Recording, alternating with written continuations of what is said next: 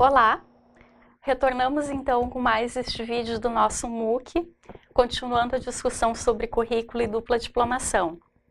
No vídeo anterior, que você já deve ter assistido, nós trabalhamos as diretrizes curriculares nacionais e o quanto elas são importantes na sua análise para o estabelecimento de acordos de dupla diplomação, no sentido de tornar o processo de análise de currículos um processo mais aprofundado e sólido, para além da simples comparação de grades curriculares e cargas horárias entre cursos.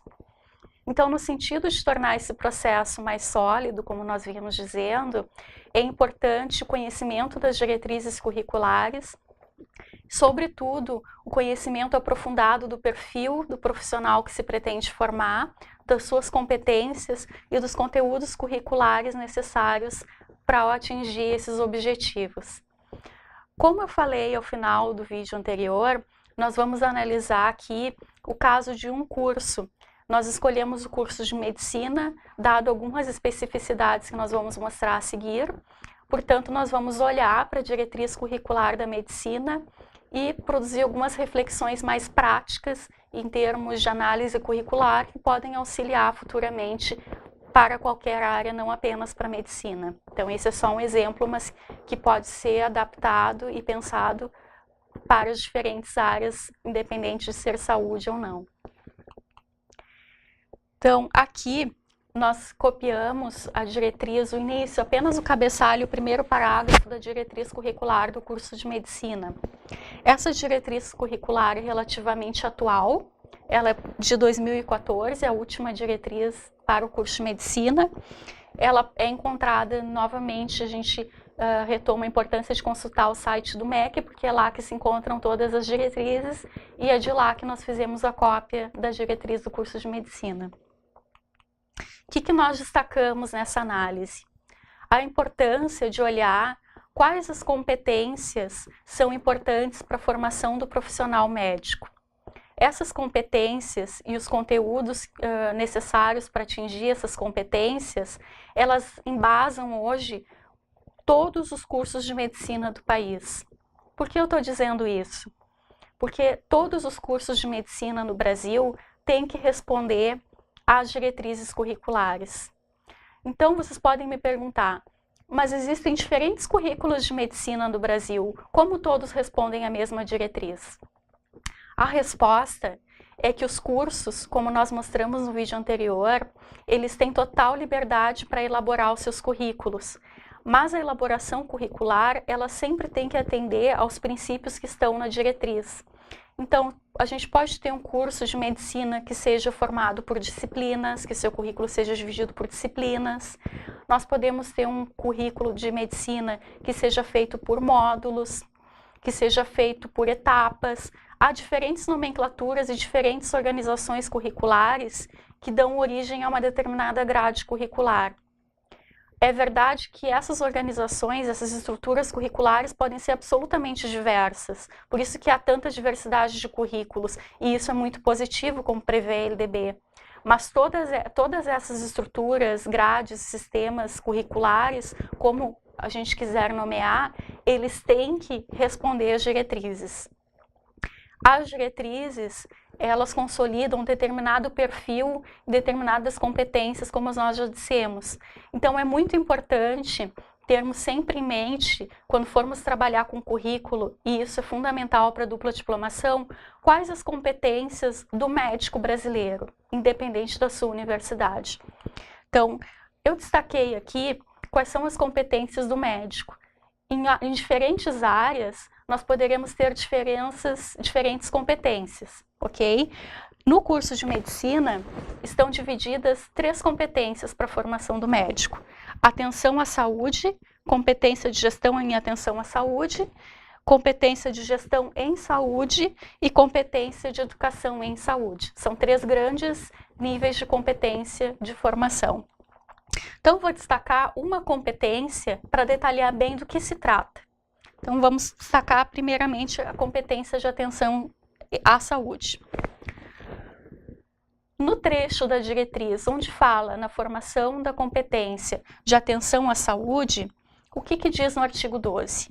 Que é muito importante na formação do médico que ele seja capaz, ou seja, que ele seja competente para o estabelecimento de relação profissional ética no contato com as pessoas sob seus cuidados, familiares ou responsáveis. Também é importante que o médico seja capaz da identificação de situações de emergência desde o início do contato, atuando de modo a preservar a saúde e a integridade física e mental das pessoas sob cuidado. Então, essas são competências muito gerais da formação do médico.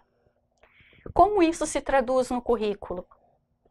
Quando os profissionais médicos, docentes, recebem a diretriz curricular, eles têm a liberdade para elaborar o seu currículo, como já foi dito aqui várias vezes.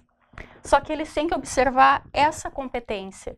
De algum modo, nas diferentes disciplinas, módulos, etapas que forem organizadas, ou por temáticas, talvez, o currículo, de algum modo tem que aparecer momentos em que o médico ou o futuro médico tenha que trabalhar e construa a competência da identificação de situações de emergência. A diretriz não diz que isso tenha que ser específico a uma disciplina, por exemplo, de emergência. Ela deixa em aberto. Seja em qual estrutura curricular for escolhida, em qual momento do curso for escolhido, isso depende de quem está produzindo o currículo, mas que essa competência tem que estar tratada lá dentro, tem que estar contemplada, ela vai ter que estar contemplada. Quando nós vamos pensar um acordo de dupla diplomação, mais importante então do que talvez olhar para as disciplinas, é olhar para as competências que são importantes de serem contempladas. Muitas vezes, se nós tomarmos o currículo de duas universidades, eles podem parecer superficialmente, tomando em conta os títulos das disciplinas, os nomes das disciplinas, muito diferentes. Num primeiro olhar, a gente pode pensar que é impossível estabelecer uma dupla diplomação porque são cursos que têm uma base muito distinta. Só que se nós olharmos mais profundamente para as competências, habilidades e conteúdos tratados, se nós olharmos tendo como noção fundamental a diretriz, nós podemos enxergar que nessas estruturas curriculares diferentes acabam sendo tratadas as mesmas competências, as mesmas habilidades e conteúdos, só que o arranjo curricular ele é diferente. Então, numa comparação de currículos, ter a diretriz como fundamento e os seus conceitos fundamentais é talvez muito mais importante do que uma comparação superficial de títulos de disciplinas. Isso é um ponto a ser considerado, mas mais importante do ponto de vista pedagógico a se considerar é se os cursos tratam as competências fundamentais para a formação do graduando. Então, continuando, sobre os conteúdos, que é um outro conceito que estrutura as diretrizes curriculares. Então, eu tomei aqui na diretriz da medicina o artigo 23, que fala: os conteúdos fundamentais para o curso de graduação em medicina devem estar relacionados com todo o processo saúde e doença do cidadão, da família e da comunidade, e referenciados na realidade epidemiológica e profissional, proporcionando a integralidade das ações do cuidar em saúde. Então, essa é uma ideia geral do curso. Para isso, devem ser contemplados conhecimentos, então. Conhecimento das bases moleculares e celulares dos processos normais e alterados, da estrutura e função dos tecidos, órgãos, sistemas e aparelhos, aplicados aos problemas de sua prática e na forma como o médico utiliza. Aqui, o que está se tratando? De um conhecimento específico que o curso de medicina deve proporcionar ao graduando. Agora, novamente a gente diz, se esse conhecimento vai estar contemplado numa disciplina com título X ou Y, isso é de escolha do corpo docente do curso. Então, o importante é que pela diretriz, que esse conhecimento seja contemplado, independente da organização curricular, de como se gera uma grade curricular. Então, esse é mais um exemplo de como a diretriz dá subsídios para que a gente ultrapasse uma comparação superficial de currículos e olhe mais profundamente para as competências e conhecimentos fundamentais para a formação do médico ou de profissionais de outras áreas. O artigo 24, ele traz outro ponto interessante para essa reflexão. O que ele diz? Que a formação em medicina incluirá, como etapa integrante da graduação, estágio curricular obrigatório. Então, aqui entra a noção de estágio. De formação em serviço, em regime de internato, sob supervisão, em serviços próprios, conveniados ou em regime de parcerias estabelecidos por meios de contrato organizativo da ação pública ensino-saúde, com as secretarias municipais e estaduais de saúde. Aqui entra um ponto bastante delicado, que é a própria normatização dos estágios curriculares dentro dos cursos. Essa normatização ela aparece nas diretrizes.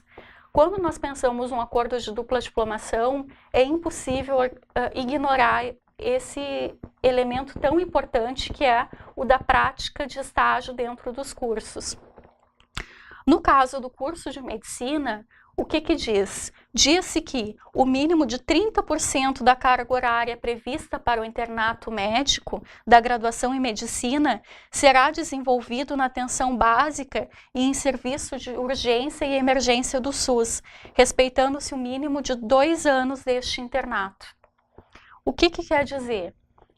Aqui traz a especificidade da formação do médico brasileiro.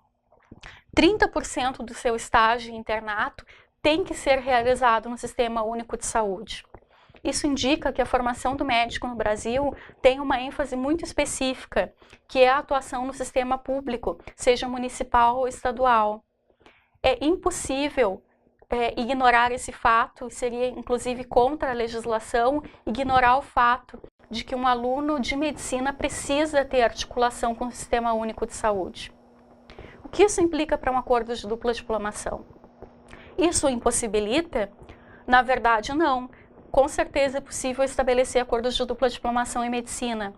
Só que deverá ser respeitado que o estudante não pode abrir mão de forma alguma de realizar o período indicado na diretriz de formação e atuação no SUS.